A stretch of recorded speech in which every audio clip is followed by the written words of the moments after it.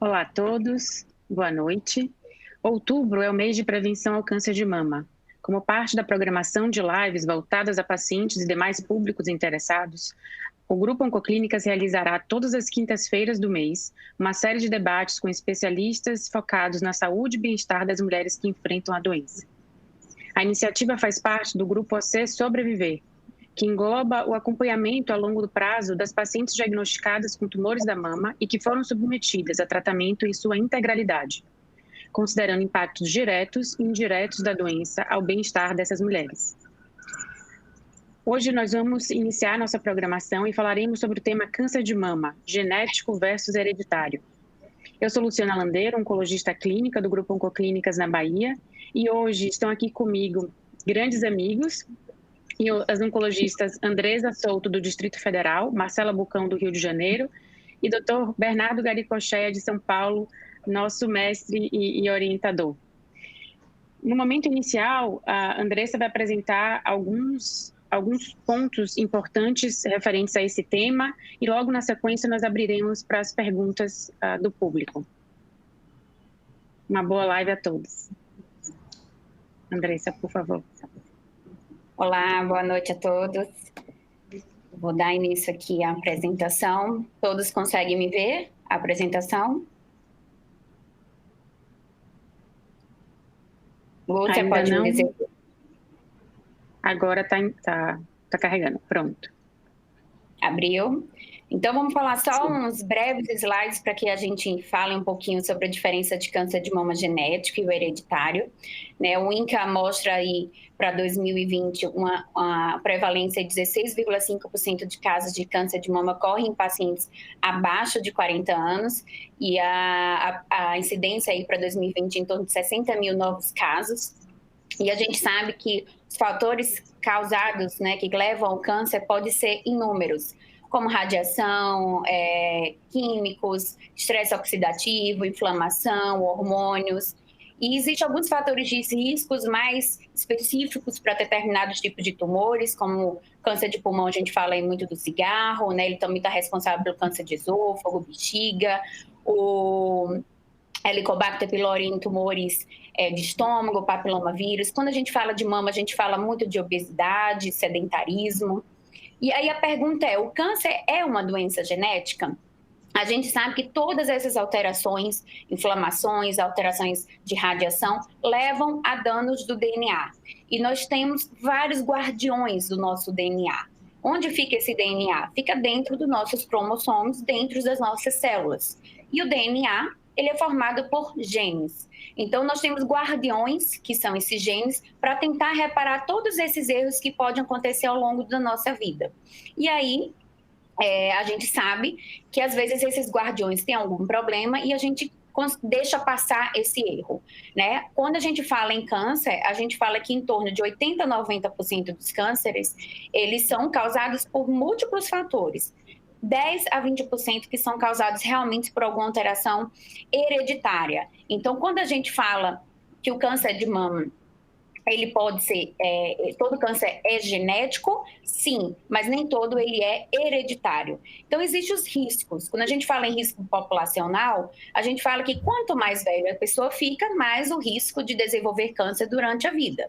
E esse risco pode ser modificado por fatores, como excesso de bebida alcoólica, não engravidar, não amamentar, ou tomar anticoncepcionais ou reposição hormonal, excesso de gordura.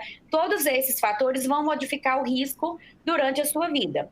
E quando a gente fala de hereditário, é quando a gente já nasce com alguma alteração que foi herdada aí de nossos antepassados. Então, a frase que fica é: o câncer é sim uma doença genética, mas nem todos os cânceres são hereditários. E quando a gente coloca isso numa proporção, só 5% a 10% são hereditários. E é importante que a gente também saiba que existem aquelas alterações que são herdadas, como eu falei, passa o bebezinho já tem todas as lesões, todas as alterações e, consequentemente, vai crescer com todas elas.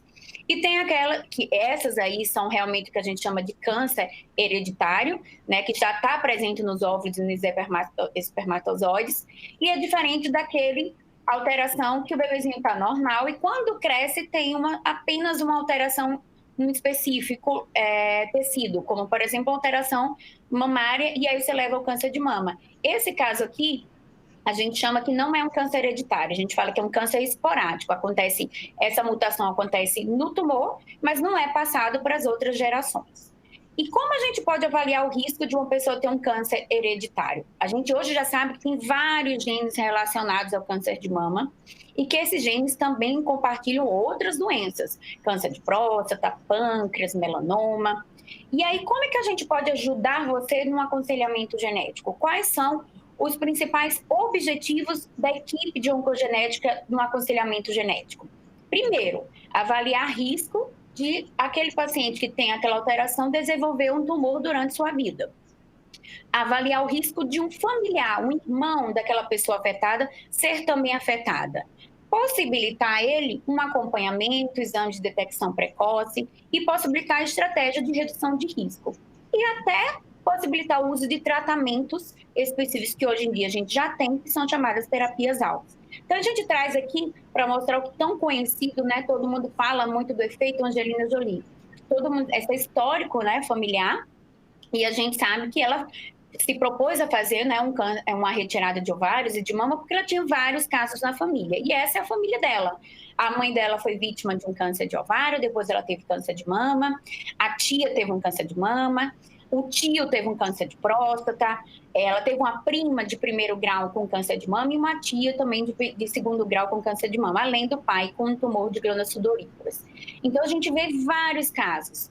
E ela realmente tinha uma alteração genética, ela fez um teste genético e foi encontrada a mutação no gene PRCA1, que é um gene extremamente importante. Mais de 30% dos cânceres de mama são decorrentes desse gene, dessa alteração nesse gene. E a gente sabe que a pessoa que tem esse gene pode ter o risco de desenvolver câncer de mama em torno de 70% ao longo da vida, diferente de uma população normal que esse risco vira em torno de 12%. Como também tem um risco até de 60% de câncer de ovário. Então, o que a Angelina Jolie fez? Ela fez retirada das duas mamas profilaticamente e retirada dos ovários e trompos. Isso pode virar uma grande confusão na família, né? E aquele medo, né, o desespero, você está afetado, será que eu tenho? Mas a gente quer exatamente desmistificar isso, a gente quer trazer aqui a possibilidade que se a gente já sabe que existe essa alteração, a gente pode fazer um acompanhamento mais restrito para esse paciente, fazer exame de detecção precoce e estratégias de redução de risco, como a Angelina Jolie fez. Ela não é obrigatório você retirar as mamas, mas você pode fazer rastreamentos com mamografia, mais intensificado, ressonância, e possibilitar que a gente mude a história natural daquela família. E para completar, existem tratamentos específicos hoje em dia, que a gente chama de terapia-alvo, que são drogas utilizadas exatamente para pessoas que têm específicas alterações no DNA, específicas alterações no gene, como chamado olaparib e a imunoterapia.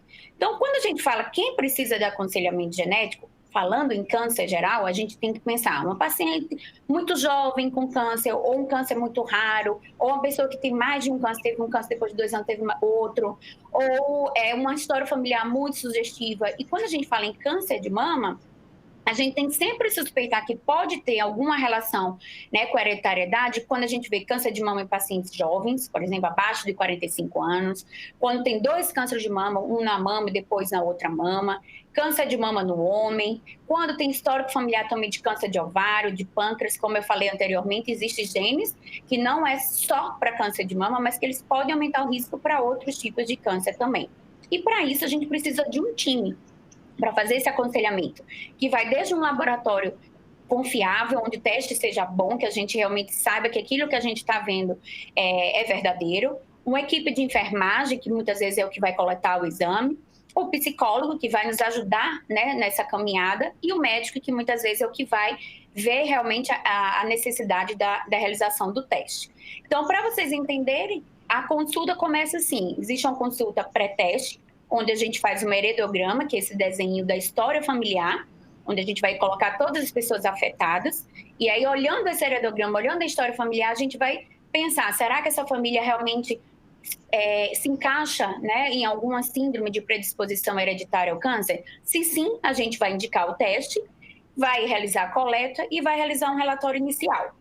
O teste pode ser feito tanto com a coleta de sangue, como de saliva. Aí é extraído o DNA e vai realizar todo o sequenciamento destes genes para procurar se existe alguma alteração. Antes de o paciente voltar para a gente vai analisar essas alterações, vai colocar em bancos de dados mundiais para ver se essas alterações realmente são verdadeiras, se elas realmente aumentam o risco de câncer, até a gente dar realmente o resultado final do teste. Aí o paciente retorna para uma consulta chamada pós-teste, onde nós vamos explicar o que a gente encontrou nesse teste, quais as implicações, tanto para ele como para os familiares, e aí fazer um plano de cuidado personalizado. Também vamos indicar a testagem, caso seja necessária, em outros familiares, como irmãos e pais e até filhos. E realização de um relatório pós-teste, onde normalmente o paciente leva, inclusive, esse relatório para o seu médico assistente para acompanhar e saber o que aconteceu nesse aconselhamento genético. O que a gente quer mudar é essa antiga, né, realidade, onde várias pessoas da família eram submetidas, né, a cirurgias mutilantes por câncer de mama, irmãs, né? Então, isso era muito comum a gente ver antigamente, e a gente quer mudar isso. O que a gente quer mostrar é que o teste genético ele pode ser um grande aliado, né, no câncer de mama, uma prevenção do câncer de mama. E isso não é o futuro, isso já é realidade, isso já faz parte de um bem cuidar, já faz parte de um cuidado oncológico ideal para os nossos pacientes. Então, eu termino com essa frase que a mudança é o processo pelo qual o futuro invade nossas vidas. Então, a gente tem que aplicar o que a gente tem de melhor, né, seja do futuro e o atual, para que a gente possa melhorar a prevenção das nossas pacientes e evitar que possa ter vários casos na família de cânceres que a gente sabe que leva todo um sofrimento, todo um histórico, né, familiar, e mudar a realidade desses afetados de alguma alteração genética. É isso, foi uma breve introdução, a gente quer realmente estimular a discussão a partir dessa breve introdução e façam as perguntas necessárias e vamos discutir sobre câncer de mama hereditário. Muito obrigada. Excelente, Andressa. Agradeço muitíssimo.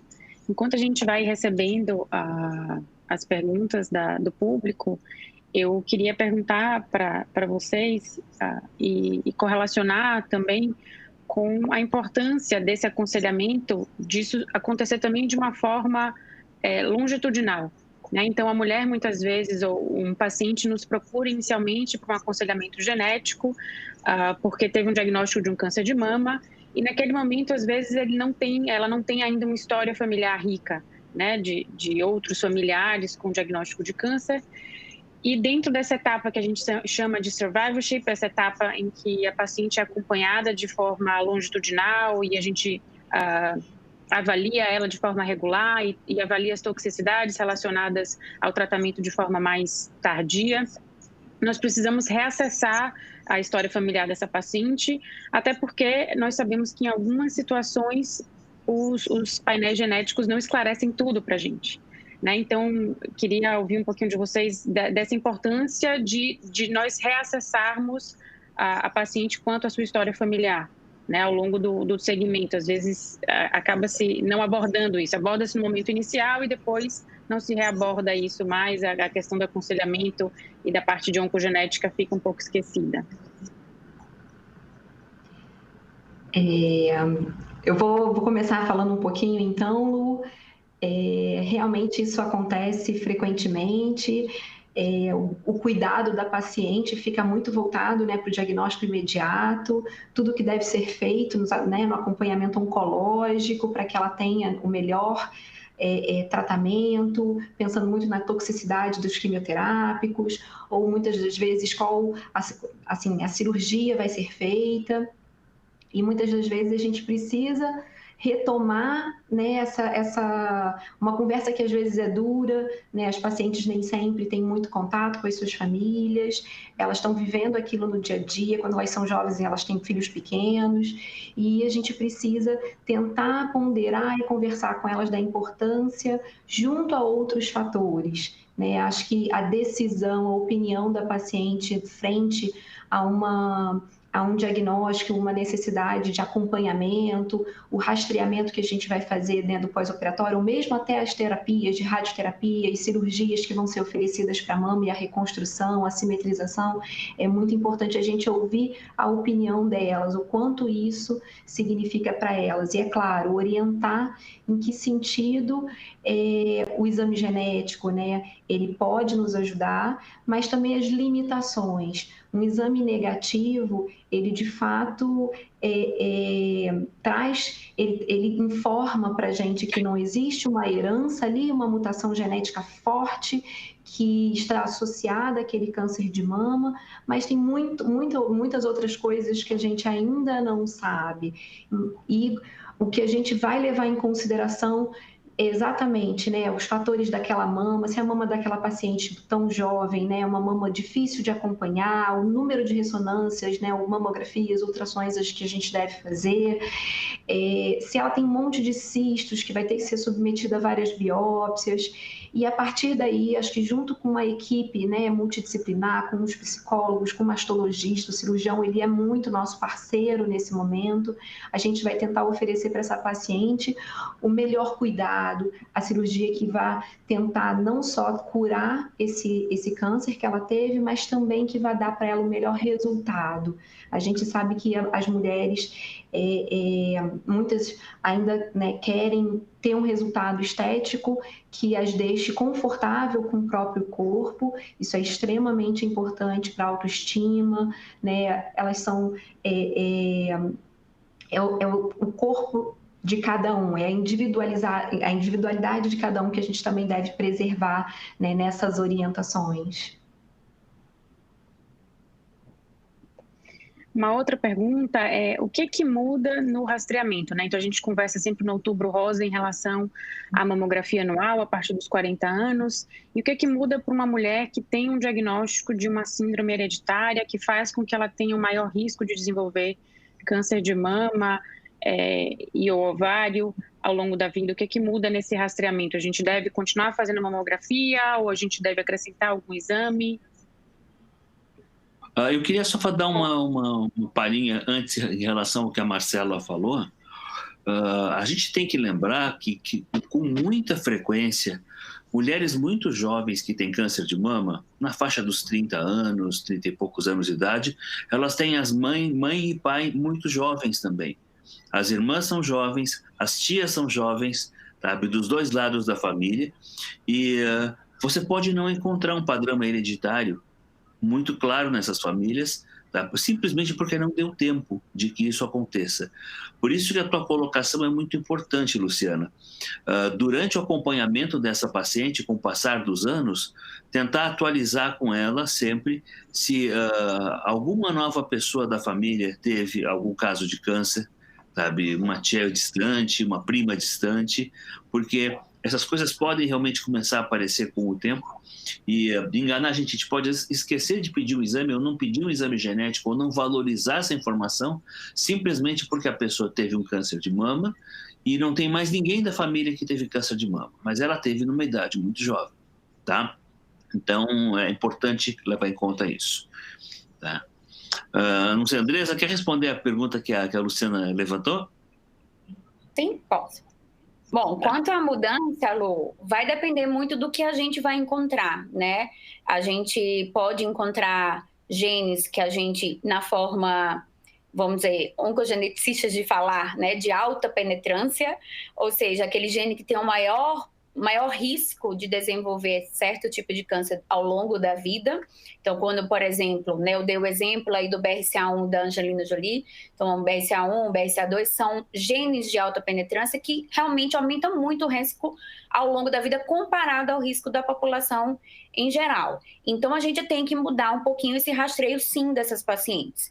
Quando é um paciente muito jovem, né, que nunca teve câncer, não é taxativo que a gente indique uma mastectomia redutora de risco, como a Angelina Jolie fez. A gente sabe que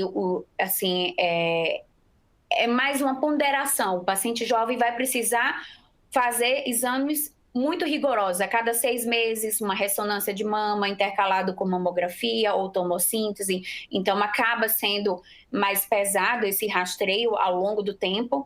Então, normalmente, pacientes mais jovens optam por a realização da mastectomia redutora de risco, porque elas ficam um pouco mais aliviadas em relação a isso. Não que o risco suma completamente, mas você cai de 90% para 5%. Então, é uma possibilidade. Esses genes também, alguns deles podem dar risco em câncer de ovário. Aí o ovário a gente não tem jeito, a gente não tem um exame que a gente possa rastreá-lo, né? Como toda mulher tem um cisto no ovário, uma coisinha ali, e como é que você vai ter a certeza, né? Tem alguns estudos mostrando que quando você retira esses ovários e essas trompas de forma profilática, acaba encontrando tumores ocultos em 10%, que ninguém nem sabia que tinha.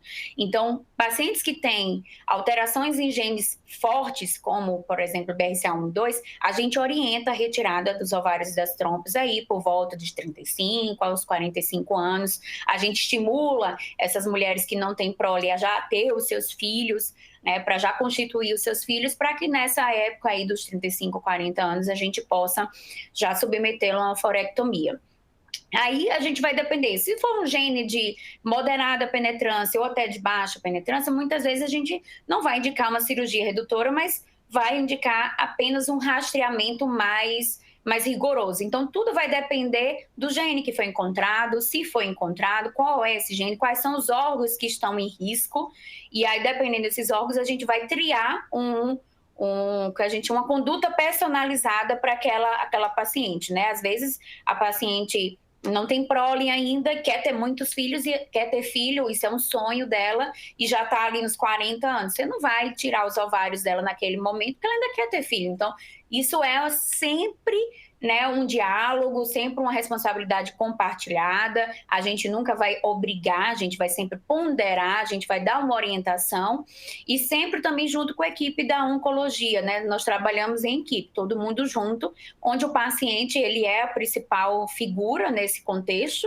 e a gente está ali para auxiliá-lo e auxiliar os familiares, e principalmente, dependendo da alteração, indicar quem precisa ser testado, quem precisa também entrar num rastreamento mais rigoroso. Eu acho que é mais ou menos isso. Eu acho que Marcela tem alguma coisa mais aí para acrescentar. Doutor Bernardo? Eu tenho, sim. Rapidamente, duas coisas. Uma das coisas mais importantes na questão da paciente decidir fazer o teste genético é o papel do médico que acompanha ela.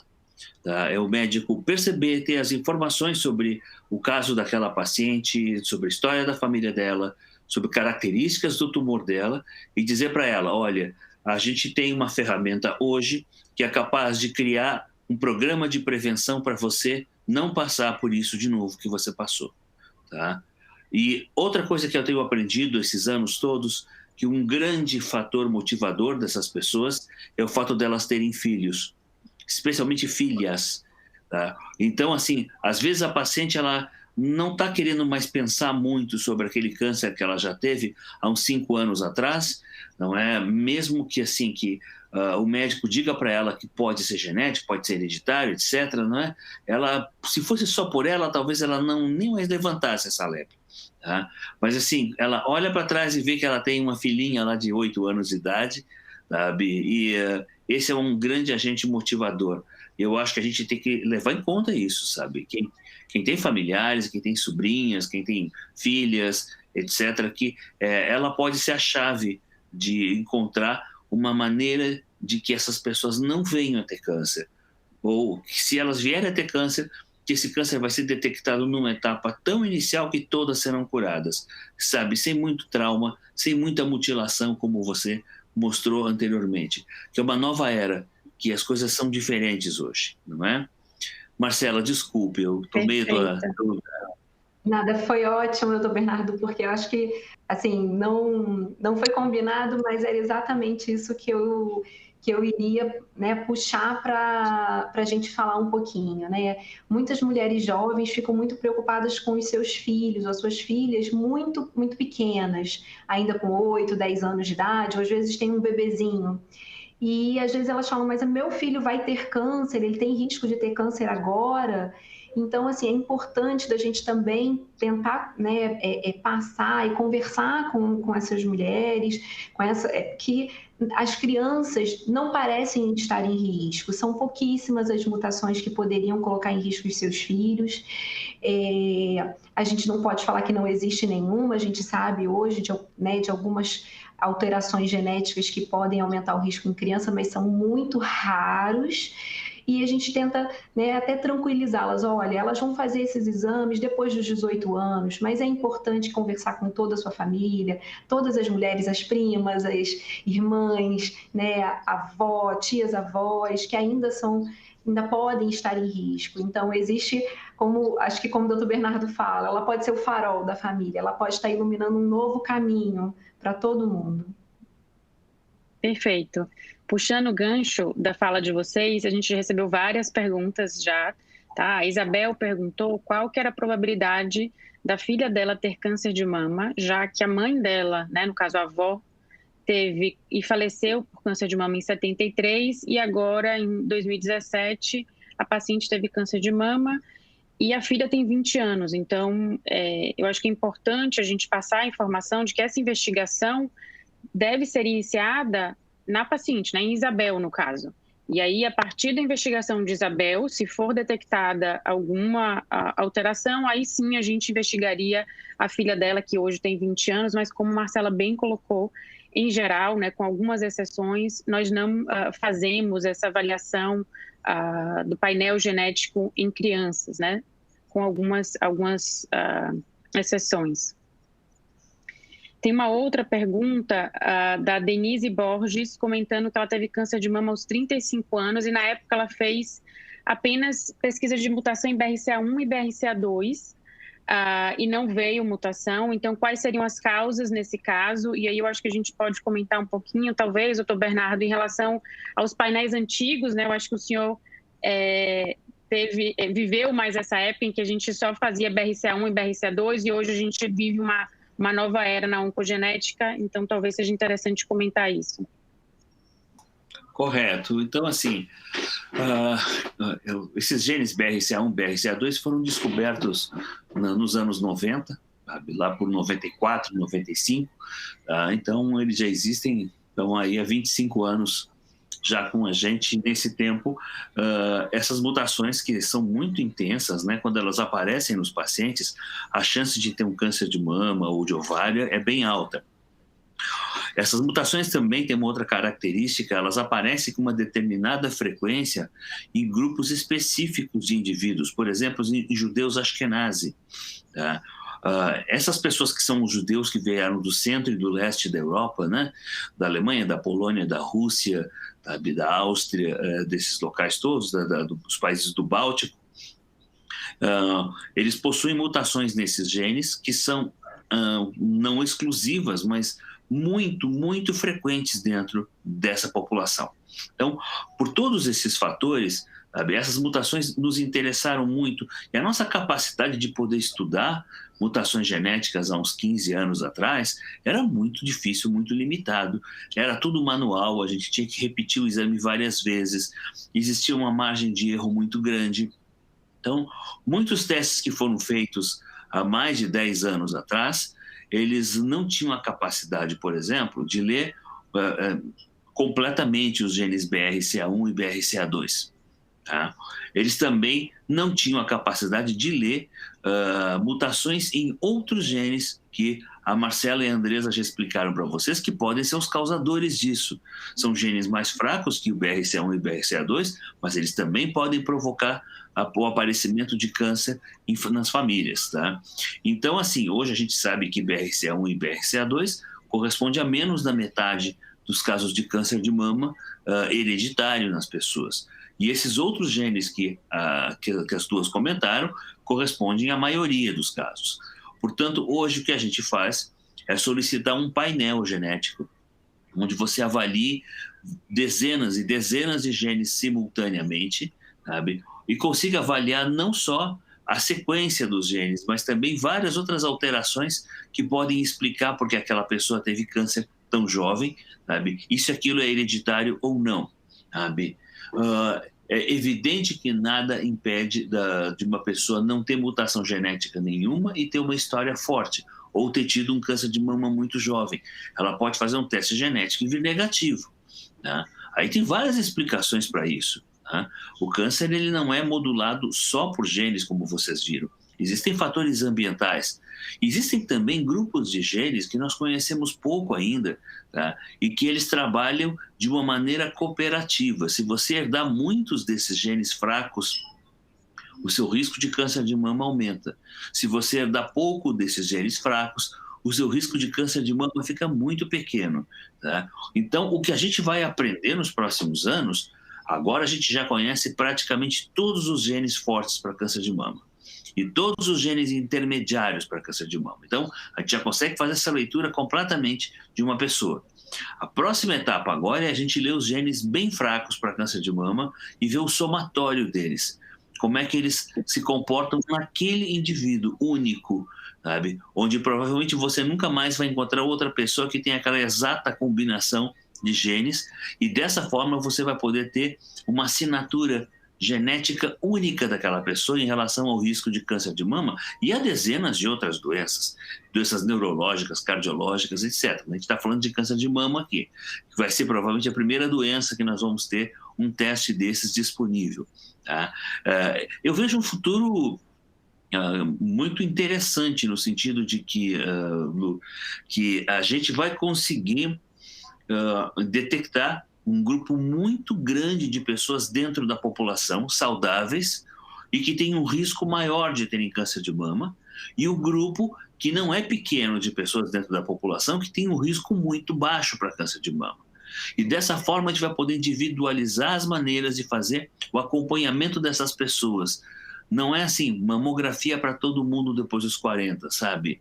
Não, a coisa não vai funcionar desse jeito. A gente vai ter maneiras muito mais refinadas, sofisticadas de poder fazer essa diferenciação, tá?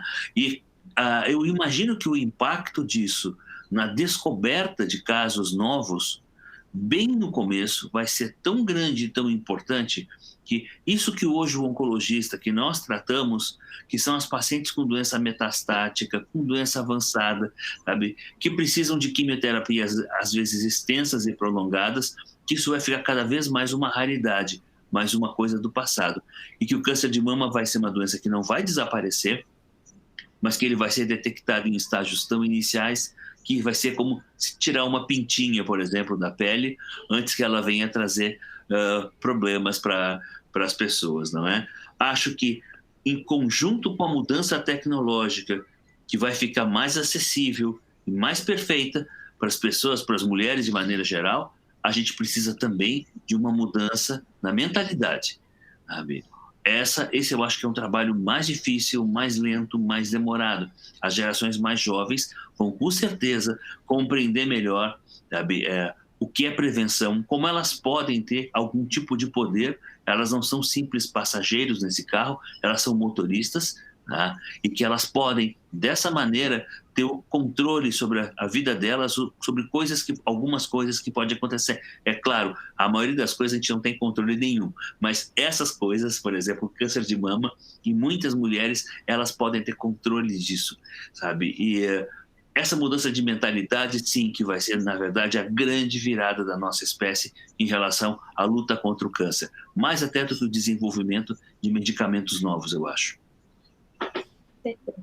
Eu acho que vale a pena, também, só complementando, Lu, e quando a gente tiver, né, mais essa tecnologia, a gente já tem ao nosso favor, mas cada vez mais, como o doutor Bernardo está crescendo, a gente possa desacelerar em alguns pacientes, né? Porque a gente sabe que tem alguns pacientes pelo histórico familiar, às vezes, e fica num desespero querendo fazer. A gente vê isso na prática, pacientes a cada 3 meses, a cada 6 meses fazendo exames de um rastreio rigoroso, porque teve um histórico aí na família com câncer.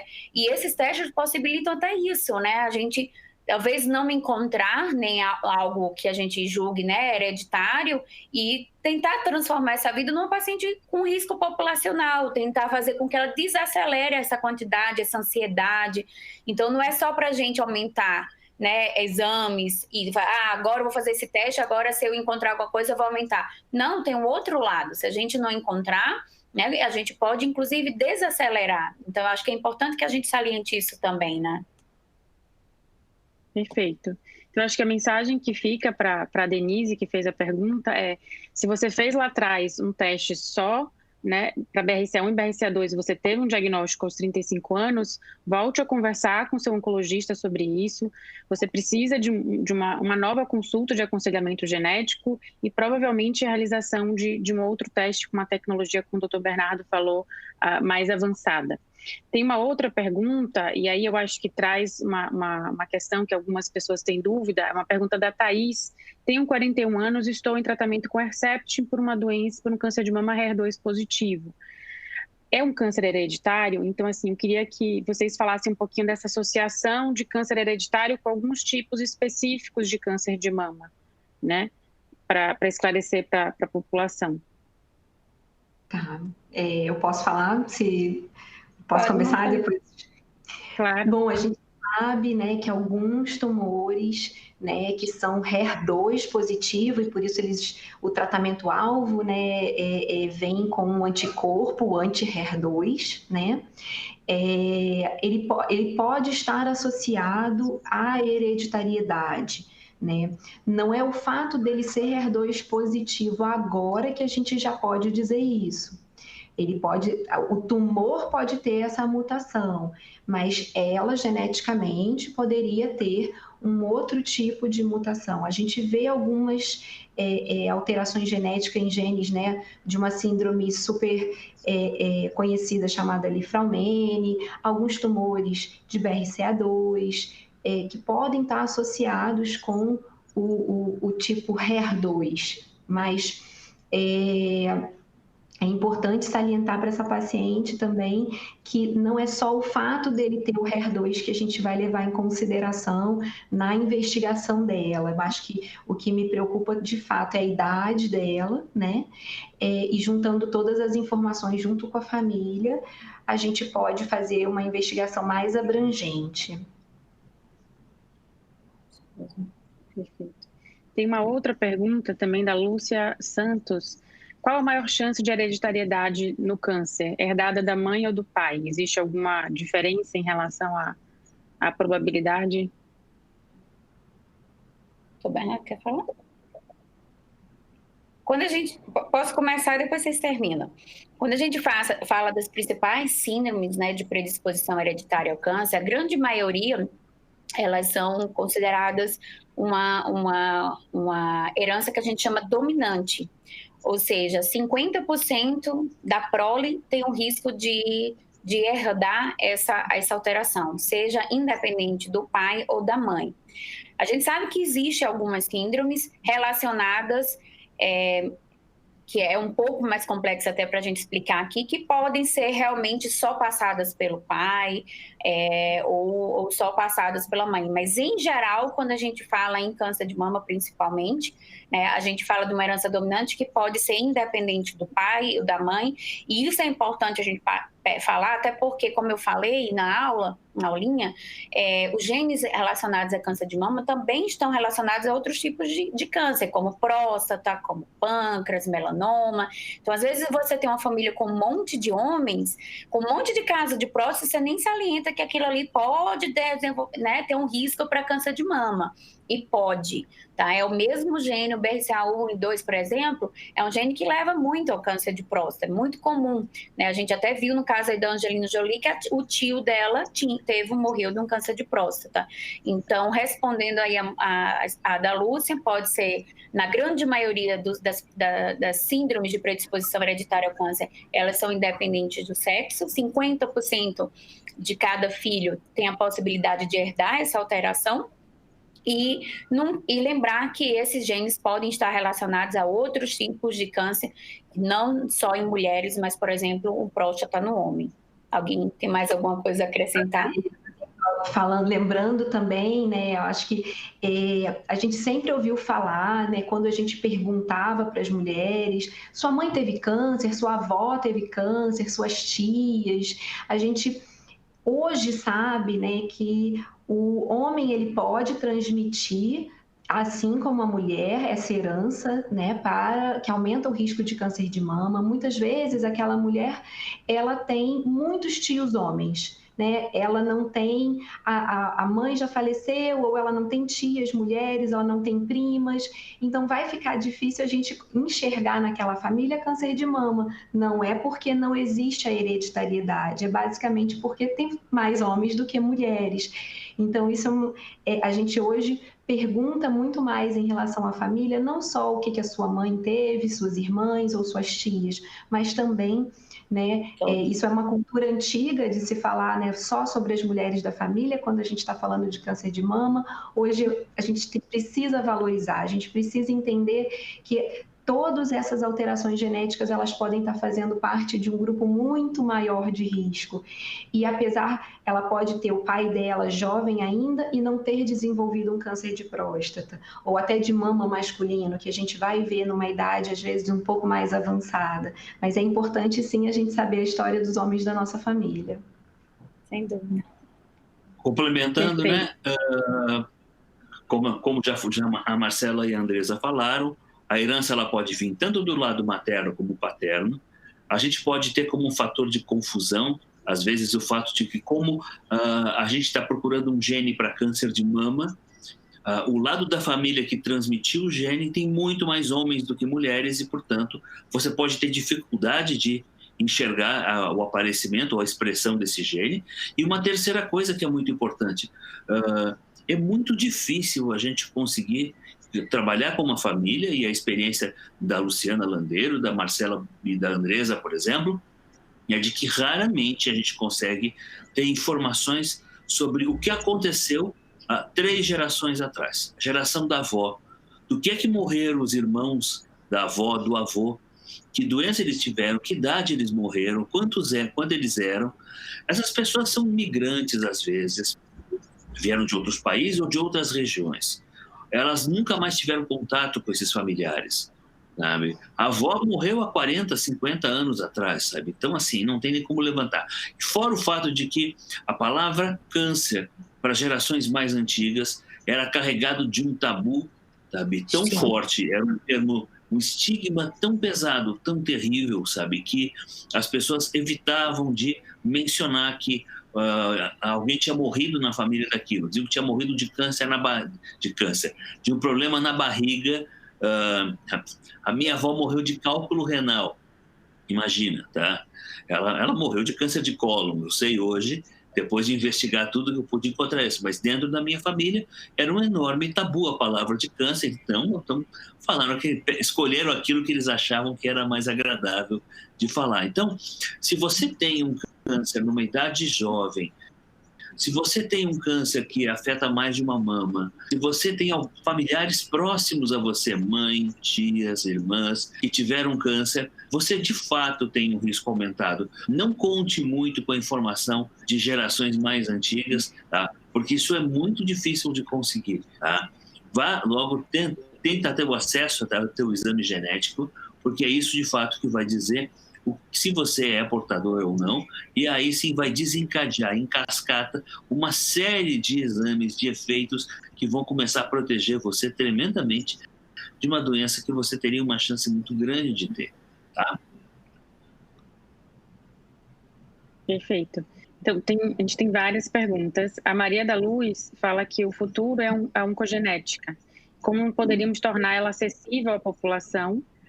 E a Mayara Guerreiro fala também dos testes genéticos e pergunta em relação à cobertura do plano de saúde, se os convênios cobrem a realização do painel e se os pacientes do SUS têm acesso a painéis genéticos, ao aconselhamento genético. Andressa, você quer começar falando? Posso falar. Bom, quanto à questão da disponibilidade para convênio, né? Vamos primeiro para a parte do convênio e do SUS. Assim, falando do teste, a gente veio de um passado que os testes eram realmente muito caros, né? Na época da Angelina Jolie, eram exames realmente, aí o Dr. Bernardo pegou, onde de fato passava de R$10 mil, né? Hoje a gente consegue fazer painéis, né, com testes genéticos com quantidade relativamente grande de genes, 100, 104 genes, girando em torno aí de R$ 1.600, R$ 1.500, então já torna um pouco mais acessível, né?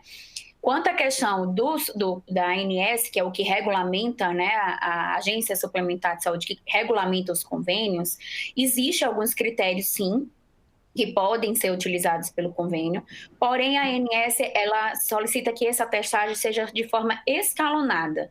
Então, primeiro o paciente ele é submetido a um teste onde só avalia BRCA1 e 2, né, um sequenciamento. Se vier negativo, vai fazer um outro exame chamado MLPA, que é onde amplia esse gene para ver se realmente ele não tem nada.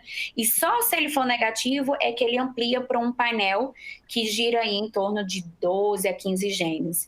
Então, existem uns critérios específicos, como câncer de mama abaixo de 50 anos, como familiar, um câncer de mama triplo negativo, câncer de mama com associação com câncer de próstata. Então, existem alguns critérios da ANS, mas tem que fazer escalonado, né? Então, a única forma de fazer um painel direto pelo convênio é se essa família, ela se enquadra em 2 tipos de síndrome. Então, essa paciente tem uma família bem característica de uma síndrome de mama e ovário, mas ela também tem histórico de sarcomas na família, que possa pensar na que a Marcela falou anteriormente, de Li-Fraumeni. Então, ela se incorpora em 2 prováveis síndromes. Então, como ela encaixa nessa, elas conseguem realizar o painel desse de 14 genes, 16 genes, sem precisar escalonar. Em relação ao SUS, são pouquíssimos, assim, pelo menos aqui em Brasília, a gente tem disponível no Hospital da Criança, mas muito também para tumores infantis, e alguns poucos para adulto, mas não infelizmente, não é algo que está aí disponível para a população. E eu acho que algo extremamente importante da gente salientar é que, além de um teste, a gente precisa ter toda uma rede de suporte para isso, né? Não adianta eu fazer um teste numa paciente do SUS, né, e dizer a ela que ela tem uma alteração genética, se eu não vou conseguir fazer a ela um exame de rastreio, uma mamografia, uma ressonância. Então, eu acho que é muito mais do que um teste. A gente precisa incorporar os exames que são realmente de prevenção e depois disso a gente partir para uma testagem genética, porque a gente vai criar uma ansiedade talvez no paciente, na família, muito grande, e infelizmente a gente não vai conseguir dar uma solução, a gente vai dar até às vezes um problema, né? Infelizmente é o que a gente vê, né, na nossa prática do SUS. Alguém quer complementar? Mas eu acho que é mais ou menos isso. Eu só falaria, né, assim, reforçando né, o que você falou, Andresa, das disparidades e do distanciamento que a gente tem visto entre as pacientes que têm plano de saúde e aquelas pacientes que usam o SUS, né? Em termos de tratamento em si, acho que uma boa parte dos tratamentos para câncer de mama hoje a gente tem incorporado no SUS, mas talvez a nossa maior dificuldade ainda seja a prevenção, seja o acompanhamento de uma mulher que tem alto risco. Se a paciente chega no posto de saúde e ela precisa fazer uma mamografia, às vezes demora 2 anos numa fila para conseguir fazer uma mamografia. E os testes genéticos hoje, em alguns hospitais universitários, a gente consegue fazer, mas muito pontualmente. Isso vai em termos de investimento do governo em tecnologia, em rastreio, e está faltando, está muito difícil, né? Voltando um pouquinho, né, até para as pacientes que têm plano de saúde, hoje a gente tem alguns critérios bem estritos para solicitar o exame. Muitos planos de saúde ainda não autorizam, quando é o oncologista, o mastologista, né, que está solicitando esse exame. A gente que está no dia a dia com o paciente, muitas vezes o plano de saúde nega, porque existem critérios muito específicos para serem solicitados. Existe uma consulta pública, né, que está acontecendo agora, e a gente está na expectativa dos gestores da saúde entenderem o quanto que as pacientes vão se beneficiar tendo o seu oncologista ali do lado para poder fazer esse acompanhamento junto aos seus médicos assistentes. Perfeito. A gente teve várias perguntas em relação ao PALB2. A paciente que tinha falado que tinha feito painel de BRCA1, BRCA2 anos atrás, fez um painel mais ampliado e veio com mutação de PALB2, ela atualizou aqui a pergunta e ampliou em relação a por que deu negativo BRCA1 e BRCA2 e deu positivo PALB2, se teria alguma relação entre esses genes. Uma outra comentando do PALB2 perguntou em relação à penetrância e o risco de câncer de ovário relacionado ao PALB2. Acho que foi isso, em relação ao PALB2. Doutor Bernardo, você quer comentar?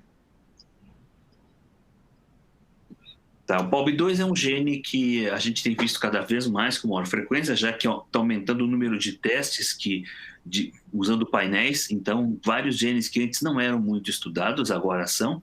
O PALB2 é um dos mais estudados. Ele aumenta significativamente o risco para câncer de mama, quase nos mesmos patamares de BRCA1 e BRCA2. E a razão para isso, desse tipo de tumor, é porque o PALB2, sabe, ele é um gene que produz uma proteína que funciona auxiliando, especialmente o BRCA2 a agir. Então, o PALB2 e o BRCA2 são muito interconectados. Se o PALB2 não funciona direito, o BRCA2 também não consegue funcionar direito, mesmo ele estando completamente normal do ponto de vista genético. Então, uma mutação no PALB2 causa câncer de mama. Qual é o risco de você ter câncer de ovário? É muito baixo. Nesse momento, a gente não tem nenhuma evidência suficientemente forte para poder dizer que mutações em PALB2 aumentam de maneira importante o risco para câncer de ovário. Se isso ocorrer, e existem hipóteses até que isso possa ocorrer, deve ser um aumento muito discreto, muito remoto. Portanto, a gente não usa o mesmo tipo de estratégia para quem tem mutação em PALB2 que a gente usa para quem tem mutação em BRCA2, por exemplo, que a gente sugere que tire os ovários. Com PALB2 a gente não sugere que isso seja feito. Mais uma coisa, esses pacientes têm 7 a 8% de chance de terem câncer de pâncreas na família. Tá? O paciente em si, não é? É importante dar uma olhada na história familiar, porque parece que esses casos de família com PALB2 e câncer de pâncreas, uma boa parte deles dá uma pista para a gente quando a gente olha a história da família. Se a família tem mutação em PALB2 e não tem nenhum caso de câncer de pâncreas, é muito provável que essa paciente ela tem um risco muito baixo de câncer de pâncreas. Agora, se aparecerem 1, 2 casos de câncer de pâncreas nessa família, o risco dessa paciente pode ser alto.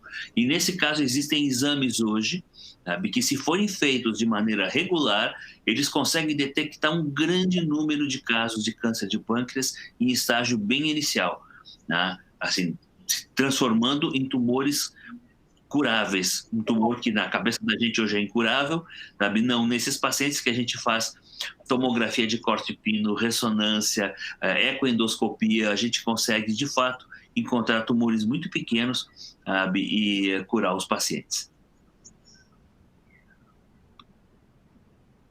Muito bom.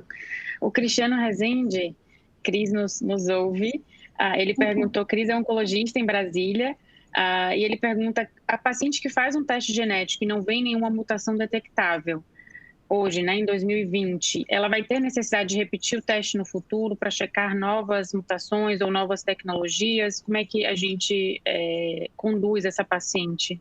Marcela, se você quiser começar comentando.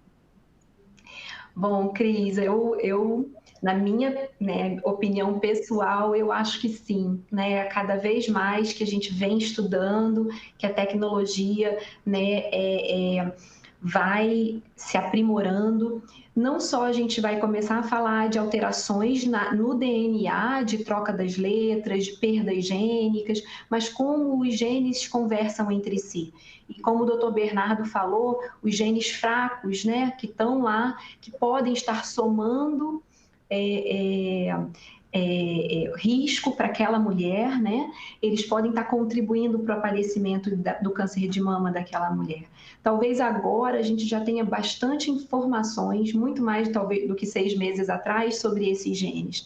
Mas no futuro, né, talvez daqui 2 anos, 5 anos, a gente deve ter mais informações de como os genes se ligam e se desligam, como eles conversam entre si e como eles podem aumentar o risco de cada uma das pessoas, o risco individual e não só o familiar. Eu acredito que isso vai entrar aí de maneira bem importante para o nosso futuro. Tá? Sem contar que muitos do que a gente sabe hoje é baseado em outras populações, que não a nossa brasileira, que é tão miscigenada, tão diferente, né, do que o resto do mundo. Aí eu acho bom falar, né, Marcelo, como você falou, os testes hoje já são diferentes de 6 meses atrás, né? E a gente vê isso na prática, a gente sabe que o sequenciamento ainda perde algumas partezinhas dos genes que a gente não consegue ver. Então, às vezes a gente tem aquelas famílias onde tem vários cânceres de mama em paciente jovem, né? Eu tenho uma família com mais de 8 familiares, a paciente tem 28 anos, a mãe morreu de câncer de mama e a gente não encontrou nenhuma alteração genética. Né? Eu acredito assim que realmente exista, né, algo, mas é que a gente não tem uma tecnologia ainda, né, que consiga ver esses casos, como você falou. Às vezes o gene está ali preservado, mas ele está desligado. Então a gente precisa entender como é que a gente vai avaliar, né, se ele está ligado, se ele está desligado, será que ele está normal, mas ele juntinho do outro, que também está normal, mas os dois são meia boca, será que esses dois meia boca também podem dar algum probleminha? Então é isso que a gente ainda precisa validar, né, que é o próprio Dr. Bernardo falou, né, dos genes fracos se somando para dar um fenótipo, uma alteração, né, e os estudos que a gente tem realmente são a maioria de população de fora, né, então ainda vai requerer um tempinho para a gente ter algo validado aqui para a nossa população. A gente tem uma pergunta da Sandrine, doutor Bernardo. Eu tive câncer de mama aos 49 anos, do tipo triplo negativo, e no painel genético deu uma alteração no gene FUNC. Gostaria de saber um pouco mais a respeito desse gene. O gene FUNC ele faz parte de uma família grande de genes, sabe, de proteínas, que a gente chama de anemia de Fanconi. São 28 proteínas, e o que elas fazem, na verdade, é servir de estrutura, como elas ajudam, auxiliam tremendamente o processo de diversos tipos de reparo de DNA. Então, o FUNC, ele tem vários, os FUNCs têm vários nomes, né? Estou falando parecendo que a pessoa tem um gene que vai fazer ela um grande funkeiro, não tem nada a ver com isso, não. Funk é o gene, não é música, tá? Então, a presença de funk C, é funk C que ela tem, não é isso, mutado? Ela falou isso. Qual funk? Tá. O funk C é um dos genes que tem alguma frequência um pouco maior encontrada na população. A gente sabe que ele está associado claramente a câncer de mama. A gente não tem ainda claramente a confirmação que ele se associa a câncer de pâncreas e ovário. Isso ainda é uma observação. Tá? Os pacientes que têm mutação em FUNC-C, a gente sabe que essa é uma mutação que não é muito intensa. Tá? Então, o paciente ele pode ter a mutação, carregar a vida inteira a mutação e nunca vir a ter câncer. Tá? Isso aqui é o que a gente chama de um gene mais fraco. Tá? Esses pacientes, 80% das vezes eles têm tumores que são receptor hormonal positivo e 20% das vezes eles têm tumores que são triplo negativos, como o seu. Tá? Então, é perfeitamente possível que o tumor que você teve tenha, sim, relação com a presença do FUNC-C, e eu faria um estudo no restante da família, especialmente seus familiares diretos, sabe? E familiares diretos mulheres, tá? Porque é um gene que até o momento está documentadamente associado a câncer de mama, tá? Não de ovário, não de pâncreas, mas mama. Então, nem próstata já existe também alguns relatos, tá? Mas eu basicamente focaria nas mulheres dessa família, e se eu encontrasse a presença de pessoas que tivessem a mesma mutação que você no FUNC-C, eu colocaria essas pessoas num programa semestral de exame de imagem, só isso. nada além disso, né? Isso deve ser mais do que o suficiente para poder proteger essas pessoas completamente de terem um tumor avançado ao diagnóstico. Para terminar aqui, o que eu acho que é muito importante, né, é tranquilizar também essas pessoas e lembrá-las de que elas, pode ser que nunca, aliás, a chance maior é que elas nunca venham ter um tipo de câncer na vida. Tem 70%, 80% de chance de nunca virem a ter câncer na vida. É um gene que dá 20% a 30% de risco de câncer, tá? E a outra coisa que eu acho que é muito importante é que é muito claro que não tem que fazer cirurgia para tirar as mamas como medida de proteção, tá? A não ser em situações excepcionais, que a paciente não quer receber radioterapia de jeito nenhum, uma coisa do tipo. Mas assim, afora essas condições, não existe nenhuma indicação para genes que não são muito fortes, como o FANC-C, de que seja feita uma mastectomia profilática, tá? Excelente. Pessoal, infelizmente a gente vai ter que encerrar. Já recebi mensagem que a gente vai ter que marcar outra live outro dia, porque as perguntas continuam surgindo. Só comentando uma última pergunta da Ana Maria Sá, ela comenta que teve câncer de mama e a tia teve câncer de pâncreas. Eu acho que o Dr. Bernardo, enfim, todos colocaram a possível associação de síndromes hereditárias com diferentes tipos de tumores, então não é só câncer de mama na família que é relevante para um aconselhamento genético. A gente sabe da associação de câncer de pâncreas com câncer de mama e síndromes hereditárias. Então, é importante, sim, conversar com o seu oncologista e buscar um aconselhamento genético. Vou deixar aberto só para considerações finais de vocês.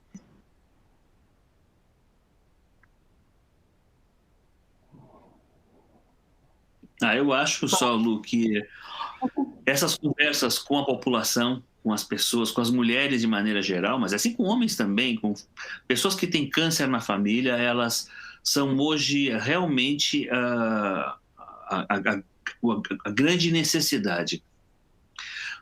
A gente aprendeu com o Covid, né, como a dificuldade de comunicação entre a linguagem médica do que era feito nos laboratórios, do que era falado pelos profissionais de infectologia, de medicina de saúde, preventiva, na parte de saúde toda, era compreendida de maneira confusa pela população geral. Nós estamos com muita dificuldade de nos comunicarmos com as pessoas que não têm uma formação mais forte em biologia. Aliás, quase ninguém da escola sai formado em biologia. Todo mundo sai super bom em história, sabe, em português e inglês, mas uma biologia, física, matemática, ninguém curte nem um pouco, sabe? São muito poucos que saem bons nisso. E eu acho que o papel da gente continuamente, Lu, tá aqui esclarecendo as pessoas. Sabe? Agora é o Outubro Rosa, depois vem a próstata, sabe? E depois vem colo retal e continuar permanentemente fazendo esse trabalho de trocar informações. Afinal de contas, esse é o mundo que todos nós vivemos, não só os cientistas e os médicos. E se a gente não souber encontrar palavras para compartilhar o que a gente aprendeu e o que a gente conhece para as pessoas de maneira geral, sabe? Esse é um trabalho quase que perdido, sabe? Porque ele é um trabalho que ele não vai contar com ajuda direta e objetiva das pessoas. É isso que a gente mais precisa. Se está todo mundo andando para a mesma direção e remando para o mesmo lado, porque as pessoas entenderam e se comprometeram, as coisas acontecem de uma maneira maravilhosa. Se ninguém está se entendendo direito por causa da linguagem, cada um remando para um lado, cara, a gente vai levar muito tempo para sair do lugar. Essa é a minha mensagem final. Obrigado, viu, Lu? Eu acho que com essa mensagem foi brilhante, né, doutor Bernardo? Eu acho que consegue encerrar realmente. Eu acho que conhecimento, se não divulgado, se não passado para frente, não tem sentido. E a nossa missão é essa, é a gente tentar transformar o que a gente sabe cientificamente de uma forma mais fácil para que a população entenda, para que a gente possa ajudá-los de alguma forma e que esse conhecimento não fique apenas dentro de um consultório, mas que a gente jogue para frente. E essas campanhas, né, a gente fala muito de Outubro Rosa, se prevenir e tudo, e o aconselhamento genético é uma forma de prevenção, é um futuro real. Eu acho que é algo que a gente precisa difundir para que as pacientes entendam, para os familiares e amigos, e essa que é a informação que a gente passa, né? Muito obrigada pelo convite, Lu, foi ótimo, e vamos marcar mais, vamos conversar mais, que foi excelente. Eu também queria agradecer a presença de todos, foi excelente a discussão, é sempre bom estar entre amigos. E eu queria também, como uma última mensagem para as pacientes e para as mulheres, né, e familiares que estão assistindo a gente, é que, de fato, é importante essa conversa, né, com uma linguagem clara, a gente reduzir, né, a ideia da gente conversar com vocês é para que a gente reduza o medo, não tem que ter medo, a gente estando, né, à frente do conhecimento, a gente conseguindo saber os riscos, a gente pode navegar por esses mares de uma maneira mais acertada, a gente não precisa pensar em culpa, né? Os filhos são os nossos filhos, a gente vai continuar cuidando deles e a gente pode sim, a gente pode prevenir o câncer, a gente pode rastrear, a gente pode tentar detectar e evitar, né, esse problema que eu acho que é tão grande e traz muito medo para a gente. Perfeito. Vou fazer só uma consideração final para não deixar a Lúcia Maria sem nenhuma palavra voltada para ela. Ela fala de qual seria a probabilidade das filhas terem câncer de mama, já que ela teve, o esposo teve câncer de próstata e uma filha tem endometriose e teve um tumor em trompa. Eu acho que é muito importante, Lúcia, que você converse com o seu oncologista. Se você não teve ainda uma consulta de aconselhamento genético, que isso ocorra. Como a gente mencionou, essa investigação deve ser iniciada contigo. A sua filha também vai precisar de uma consulta de aconselhamento, já que ela tem uma história paterna e materna. Então fica essa mensagem de buscar uma consulta de aconselhamento genético para entender melhor em relação aos riscos. Eu queria agradecer aos meus amigos pela participação, pelas contribuições, foi muito enriquecedor. Eu aprendi também, não só a audiência, e também a participação da audiência. Queria dizer que fiquem atentos à nossa programação esse mês, nós vamos ter lives e oficinas diversas durante todo o mês, relacionadas ao Outubro Rosa. E lembrando que essa live ela vai ficar salva no nosso site, no site do Grupo Oncoclínicas, e para quem quiser assistir depois, vocês podem encaminhar o link para quem perdeu esse momento ao vivo. Agradecemos a participação de todos e nos vemos na semana que vem. Um grande abraço. Boa noite. Boa noite.